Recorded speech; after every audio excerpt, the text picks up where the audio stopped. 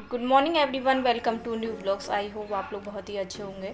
तो मैं आप लोगों के साथ एक छोटी सी बात डिस्कस करने वाली हूँ कि आप लोगों का जो रेट का एग्ज़ाम है वो कैसा हुआ, कैसा नहीं हुआ, आप लोगों का छूटा या नहीं छूटा, कमी किसकी थी, या बच्चों की कमी थी, या सिस्टम की कमी थी, या कुदरत की कमी थी। तो इन चीज़ों पर डिस्कस करेंगे और ना ही किसी चीज़ से डीमोटिवेट होना है। और मैंने जैसे इन्हें अपनी नेक्स्ट वीडियो में बताया था कि मेरे पास एक मास्टर प्लान है, बस उसके बारे में डिस्कस करेंगे। तो जो हो गया उसे उसे हो गया, अब उसके बारे में तो सोचने से भी कोई फ़ायदा नहीं है। अगर आपका रीट का एग्ज़ाम अच्छा हुआ है तो आप लोग अपनी तैयारी कीजिए, अपनी जो नेक्स्ट आपका जो एग्ज़ाम होगा रीट का, तो उसकी तैयारी कीजिए। और भी सारे एग्ज़ाम हैं उनकी भी तैयारी कीजिए। अगर बात करने वाली हूँ उन बच्चों के बारे में जो कि रीट का एग्ज़ाम छूट गया या उनका अच्छा नहीं हुआ है किसी की वजह से, या किसी आप लोग डिप्रेशन में चले जाते हैं, जैसे हमारा एग्ज़ाम छूटने वाला होता है या सेंटर पर हम लेट पहुँचते हैं, या हड़बड़ी में हमारे सब कुछ आते हुए भी फिर भी हमारी चीज़ें गलत हो जाती हैं। हम ये नहीं कहते कि सही हो जाती हैं, गलत भी हो जाती हैं। हमें पता है कि ये इसका आंसर सही है और फिर भी हम ओएमआर सीट में दूसरी चीज़ भर देते हैं। तो इस वजह से आपका सिलेक्शन थोड़े नंबरों से रुक रहा है, या आप पासिंग मार्क्स में नहीं आ रहे हैं। तो उनके पास मेरे लिए एक प्लान है आप लोगों के लिए, इसे मैं खुद भी फॉलो करूँगी और आप लोग भी फॉलो करना। तो वैकेंसी दो चीज़ में करने वाली हैं और दिखाई भी दे रही हूँ, और ऊपर से सीटेट। मैं चाहूँगी जिन बच्चों का सीटेट क्लियर है वो डीट प्लस बी की तैयारी करें और केवीएस की तैयारी करें। और अगर जिनका सीटेट क्लियर नहीं है तो आप लोग जानते हैं कि सीटेट का नोटिफिकेशन आ गया है और डीट प्लस बी का भी आ गया है, और केवीएस का भी कभी भी आ जाएगा। तो केवीएस का तो अब पीआरटी में डी ट्रिपल एस में तो नहीं आया, टीजीटी पीजीटी में आया, तो वो भी कभी भी आ जाएगा।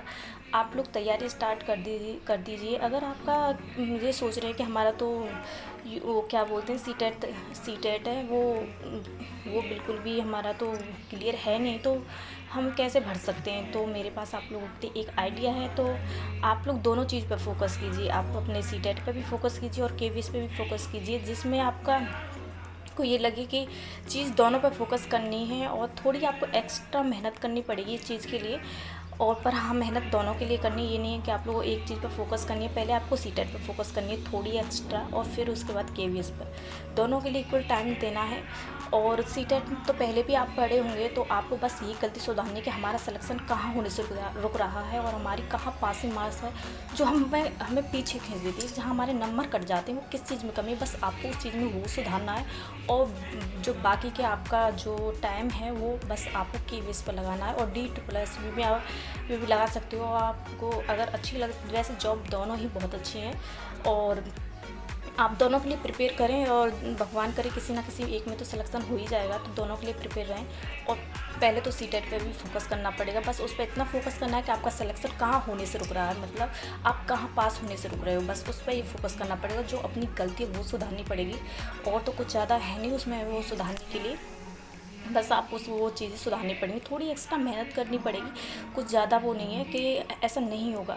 तो फिर उसके बाद में आप लोगों को ये करना है कि अगर जब 2018 में केवीएस की वैकेंसी आई थी, तब जब ये सोच रहे हो हमारा सीटेट का एग्ज़ाम तो तब तक होगा नहीं, अगर केवीएस में वो फॉर्म भरने लग गए तो फिर कैसे भरेंगे। तो 2018 में जब वैकेंसी आई थी तब ऐसा था कि उसका जो रजिस्ट्रेशन नंबर है उसमें वो फिल कर दिया गया था। तो शायद आपके भी यही नियम लागू हो। तो आप लोग बस इन दोनों चीज़ों पे, तीनों चीज़ों पे फोकस कीजिए, और बस अपना ये टारगेट बनाइए।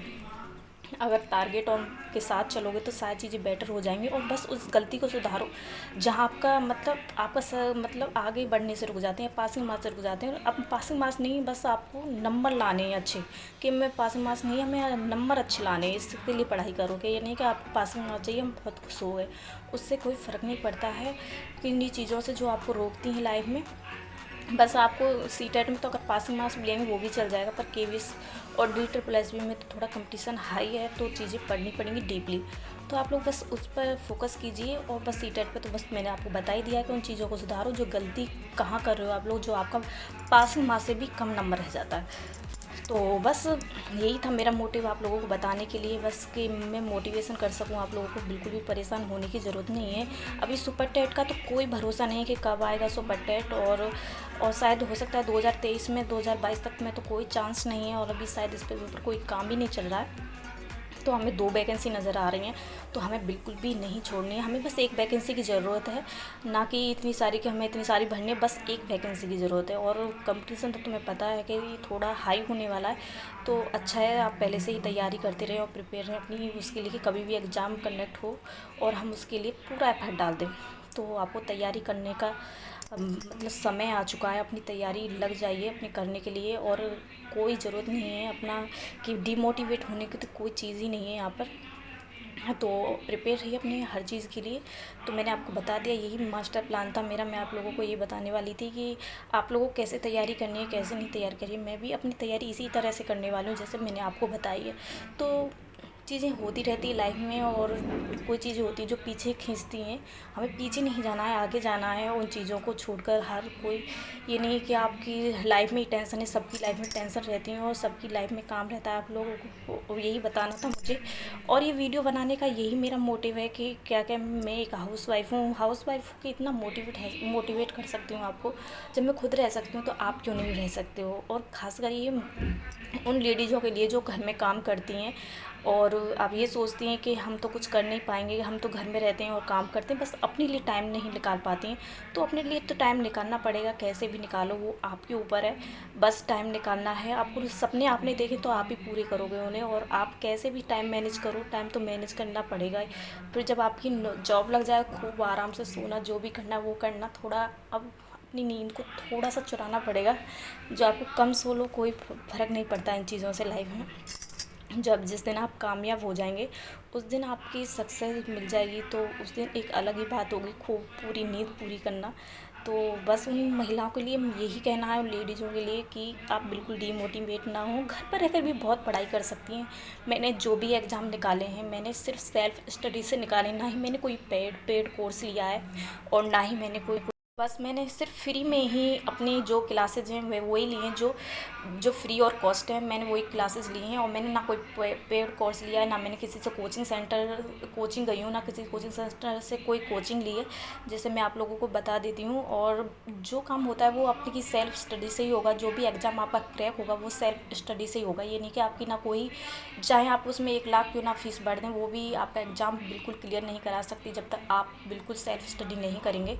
तो आपको सिर्फ सबसे ज़्यादा सेल्फ स्टडी की ज़रूरत होती है, और एक मार्गदर्शन की ज़रूरत होती है, जो आपको जो मोटिवेशन दे सके या मोटिव कर सके चीज़ के लिए। बस आपको डीमोटिवेट नहीं होना है कहीं भी चीज़ से। अरे हाँ, हमसे एग्ज़ाम नहीं निकला तो हम क्या कर सकते हैं, एक बार में तो कोई भी एग्ज़ाम नहीं निकाल सकता। और वैसे भी हर जगह कंपटीशन है। ये आपकी इसमें कोई गलती नहीं होती कि हाँ, बाहर वाले तो सब कहते हैं कि हाँ ऐसे नहीं होगा, ऐसे नहीं होगा, ये तो वैसे ही पढ़ रहा है, ये टाइम पास कर रहे हैं, ये वो 4 बातें सुनाई देते हैं। जिस दिन आप सक्सेस हो जाओगे, उस दिन आपकी तारीफ़ करेंगे, हाँ इस बंदे ने इतनी मेहनत की थी, हाँ ये सक्सेस हो गया लाइफ में। तो आपको भी यही करना है। लोग कहते तो कहने, तो कोई फ़र्क नहीं पड़ता उन चीज़ों से, और लोगों का तो काम है वो कहना, और हमारा काम है उनको इग्नोर करना। तो आप लोग अपने टारगेट पे फोकस कीजिए, यही बेटर होगा। इससे ज़्यादा कोई बेटर नहीं है। और चीज़ें लाइफ में चलती रहती हैं, कभी ऊपर नीचे डाउन होती रहती हैं कभी, और बस आगे बढ़ो लाइफ में, और क्या है। और पढ़ते रहो। सबसे ज़्यादा मेन काम होता है कि आप सेल्फ स्टडी करो। सेल्फ स्टडी करोगे तो शायद कोई भी ऐसा एग्ज़ाम नहीं है जो नहीं निकाल सकते। ये मत सोचो कि हमसे नहीं होगा, क्यों नहीं होगा आप लोगों से। बस ये बात अपने मन में मत रखो कि हमसे नहीं होगा, बस आप लोगों से होगा क्यों नहीं, ये सोचो मैं क्यों नहीं करूँ। एक बार में नहीं होगा तो 2 बार में तो होगा।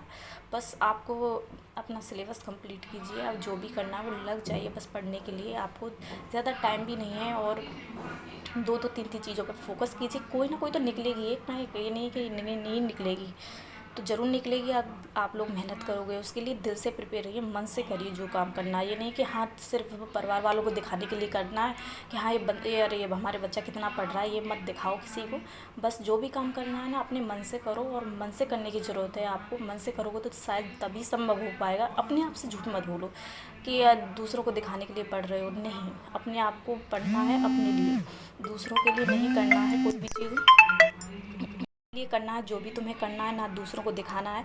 ईमानदारी से अपने आप से बरतो। ईमानदारी अपने आप से बिल्कुल झूठ मत बोलो। किससे झूठ बोलोगे, अपने आप से ही ना। अपने आप से ईमानदारी बरतो, और बेटर रहेगा कि आप लोग अच्छे से पढ़ें और अच्छे से प्रिपेयर रहें उस चीज़ के लिए। तो बस आज की वीडियो में इतना ही, मिलती हूँ नेक्स्ट वीडियो में।